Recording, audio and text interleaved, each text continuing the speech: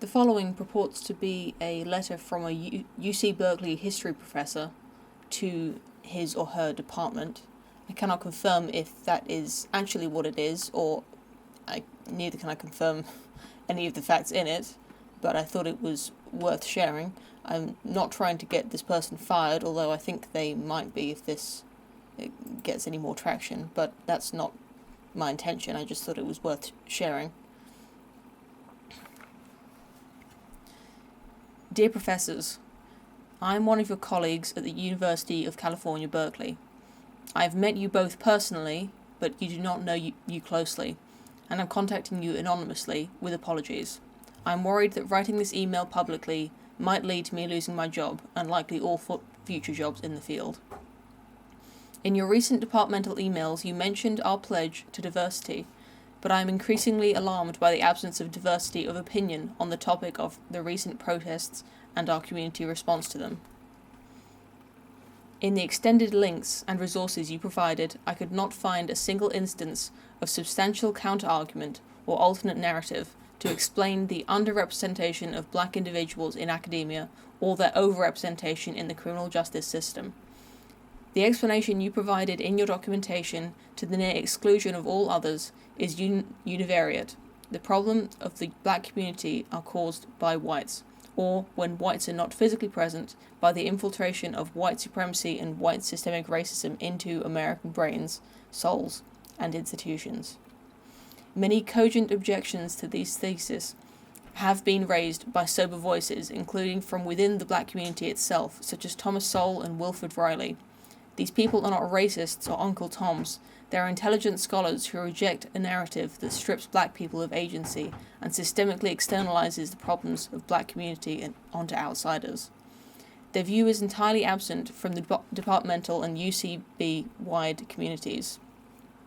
The claim that the difficulties that the black community faces are entirely causally explained by exogenous factors in the form of white systemic racism, white supremacy, and other forms of white discrimination remains a problematic hypothesis that should be vigorously challenged by historians. Instead, it is being treated as an axiomatic and actionable truth without serious consideration of its profound flaws or its worrying implication of total black impotence. This hypothesis is transforming our institution and our culture without any space for dissent outside a tightly policed, narrow discourse. A counter-narrative exists. If you have time, please consider examining some of the documents I attach at the end of this email. Overwhelmingly, the reasoning provided by BLM and allies is either primarily anecdotal, as in the case of the bulk of the Ta-Nehisi Coates' undeniably moving article, or is transparently motivated. As an example of the latter problem, consider the proportion of black incarcerated Americans. This proportion is often used to characterize the criminal justice system as anti-black. However, if we use the precise same methodology, we would have to conclude that the criminal justice system is even more anti-male than it is anti-black. We would characterize criminal justice as systemically misandrist conspiracy against innocent American men. I hope you see that this type of reasoning is flawed and requires significant suspension of our rational faculties. Black people are not incarcerated at higher rates than their involvement in violent crime would predict. This fact has been demonstrated multiple times across multiple jurisdictions in multiple countries, and yet I see my department uncritically reproducing a narrative that dismisses black agency in favor of a white-centric explanation that appeals to the department's apparent desire to shoulder the white man's burden and to promote a narrative of white guilt. If we claim that the criminal justice system is white supremacist, why is it that Asian Americans, Indian Americans, and Nigerian Americans are incarcerated at a vastly lower rate than white Americans? This is a funny sort of white supremacy. Even Jewish Americans are incarcerated less than Gentile whites. I think it's fair to say that your average white supremacist disapproves of Jews, and yet these alleged white supremacists incarcerate Gentiles at a vastly higher rates than Jews. None of this is addressed in your literature. None of this is explained, beyond the hand-waving and ad hominems. Those are racist dog whistles. The model minority myth is white supremacist. Only fascists talk about black-on-black crime, ad nauseum. These types of statements do not amount to counter-arguments. They are simply arbitrary offensive classifications intended to silence and oppress discourse. Any serious historian will recognize these for the silencing orthodoxy tactics they are, common to suppressive regimes, doctrines, and religious throughout time and space. They are intended to crush real diversity and permanently exile the culture of robust criticism from our department. Increasingly, we are being called upon to comply and subscribe to BLM's problematic view of history, and the department is being presented as unified on the matter. In particular, ethnic minorities are being aggressively marshaled into a single position, and apparently unity is surely a function of that fact, that dissent could almost certainly lead to expulsion or cancellation for those of us in a precarious position, which is no small number. I personally don't dare speak out against the BLM narrative, and with this barrage of alleged unity being mass-produced by the administration, tenured professorate, and the UC administration, corporate America, and the media, the punishment for dissent is a clear danger at a time of widespread economic vulnerability. I'm certain that if my name were attached to this email, I would lose my job and all future jobs, even though I believe in and can justify every word I type. The vast majority of violence visited on the black community is committed by black people. There are virtually no marches for these invisible victims, no public silences, no heartfelt letters from the UC regents, deans, and department heads. The message is clear: black lives only matter when whites take them. Black violence is expected and insoluble, while white violence requires explanation and demands solution. Please look into your hearts and see how monstrously bigoted this formulation truly is. No discussion is permitted for non-black victims of black violence, who proportionally outnumber black victims of non-black violence. This is especially bitter in the Bay Area, where Asian victimization by black assailants has reached epidemic proportions, to the point that the SF police chief has advised Asians to stop hanging good luck charms on their doors, as this attracts attention of overwhelmingly black home invaders like George Floyd. For his actual lived physical experienced reality of violence in the USA, there are no marches, no tearful emails from department heads, no support from McDonald's and Walmart. For the history department, our silence is a mere abrogation of our duty to shed light on the truth. It is a rejection of it. The claim that black interracial violence is the product of redlining, slavery, and other injustices is largely a historical claim.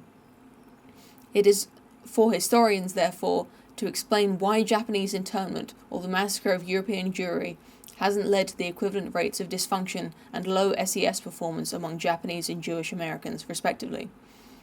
Arab Americans have been viciously demonized since 9/11, as have Chinese Americans more recently.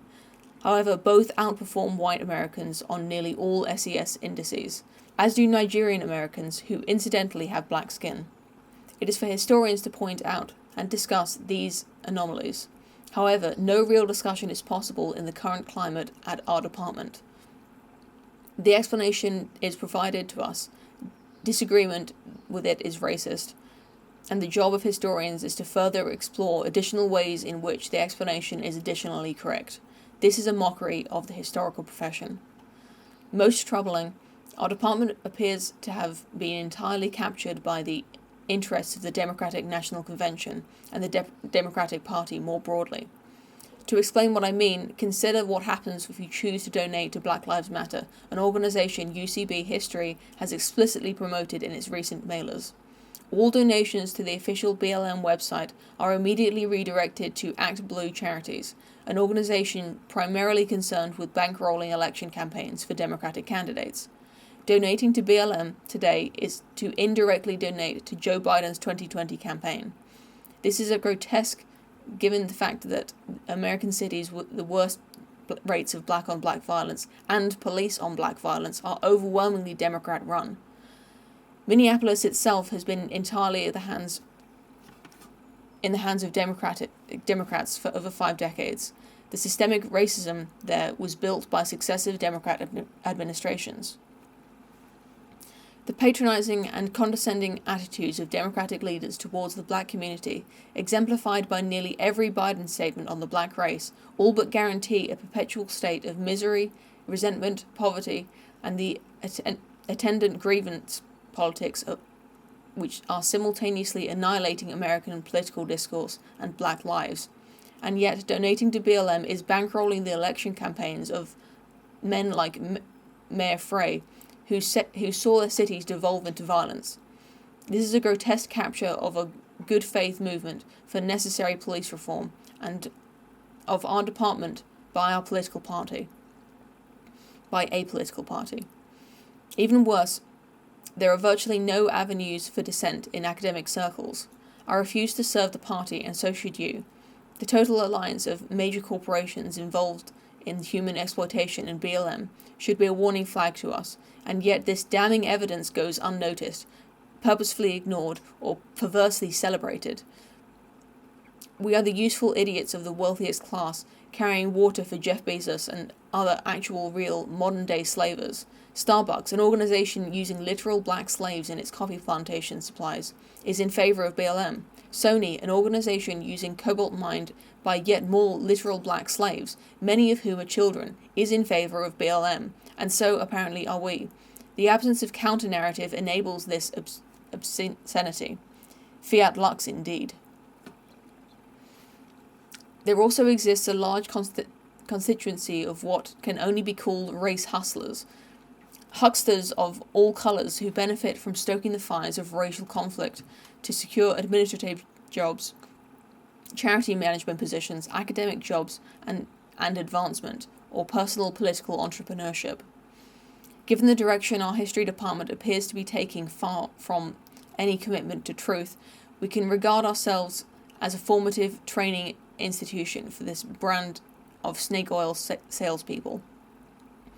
Their activists are corrosive, demolishing any hope at harmonious racial coexistence in our nation and colonizing our political and institutional life. Many of their voices are unironically segregationalist. MLK would likely be called an Uncle Tom if he spoke at our campus today. We are training leaders who intend explicitly to destroy one of the only truly successful ethnically diverse societies in modern history. As the PRC, an ethno-nationalist and an aggressively racially chauvinistic national polity with null immigration and no concept of jus solis, increasingly presents itself as the global political alternative to the US. I ask you, is this wise? Are we really doing the right thing? As a final point, our university and department have made multiple statements celebrating and eulogizing George Floyd. Floyd was a multiple felon who once held a black pregnant woman at gunpoint. He broke into her home with a gang of men and pointed a gun at her pregnant stomach. He terrorized the women in his community. He sired and abandoned multiple children, playing no part to support their upbringing, failing one of the most basic tests of decency for a human being. He was a drug addict and sometimes drug dealer, a swindler who preyed upon his honest and hard-working neighbors. And yet, the regents of UC and the historians of the UCB history department are celebrating this violent criminal, elevating his name to virtual sainthood. A man who hurt women, a man who hurt black women. With the full collaboration of the UCB history department, corporate America, most mainstream media outlets, and some of the wealthiest and most privileged opinion-sharing elites of the USA, he has become a cultural hero. Buried in a gold casket, his recognized family showered with gifts and praise. Americans are being socially pressured into kneeling for this violent, abusive misogynist. A generation of black men are being coerced into identifying with George Floyd, the absolute worst specimen of our race and species. I'm ashamed of my department. I would say that I'm ashamed of both of you, but perhaps you agree with me and are simply afraid, as I am, of the backlash of speaking the truth. It's hard to know what kneeling means when you have to kneel to keep your job. It shouldn't affect the strength of my argument above, but for the record, I write as a person of color. My family have been personally victimized by men like Floyd. We are aware of the condescending depredations of the Democratic Party against our race, the humiliating assumption that we are too stupid to do STEM, that we need special help and lower requirements to get ahead in life is richly familiar to us. I sometimes wonder if it wouldn't be easier to deal with open fascists who at least would be straightforward in calling me a subhuman, who are unlikely to share my race. The ever-present soft bigotry of low expectations and the permanent claim that our solutions to the plight of my people rest exclusively on the goodwill of whites rather than our own hard work is psychologically devastating. No other group in America is systematically demoralized in this way by its alleged allies. A whole generation of black children are being taught that only by begging and weeping and screaming will they get handouts from guilt-ridden whites. No message will more surely devastate their futures, especially if whites run out of guilt, or indeed if America runs out of whites. If this has been done to Japanese Americans or Jewish Americans or Chinese Americans, then Chinatown and Japantown would surely be no different to the roughest parts of Baltimore and East St. Louis today. The History Department of UCB is now an integral institutional promulgator of a destructive and denigrating fallacy about the black race. I hope you appreciate the frustration behind this message. I do not support BLM. I do not support the Democratic grievance agenda and the party's uncontested capture of our department. I do not support the party co-opting my race, as Biden recently did in his disturbing interview, claiming that voting Democrat and being black are isomorphic. I condemn the manner of George Floyd's death and join with you in calling for greater police accountability and police reform. However, I will not pretend that George Floyd was anything other than a violent misogynist, a brutal man who met a predictably brutal end. I also want to protect and practice the practice of history. Cleo is no groveling handmaiden to politicians and corporations. Like us, she is free.